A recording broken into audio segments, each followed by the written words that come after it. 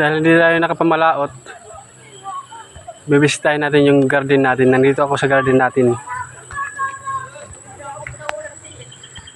Naaalala niyo ba to, guys? Yung nakasubaybay sa akin, yung pinutol yung puno, yung kapaya. Ito na, guys.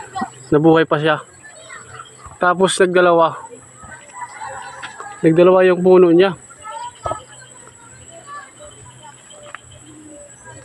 Yung puno niya nagdalawa. Yung bunga.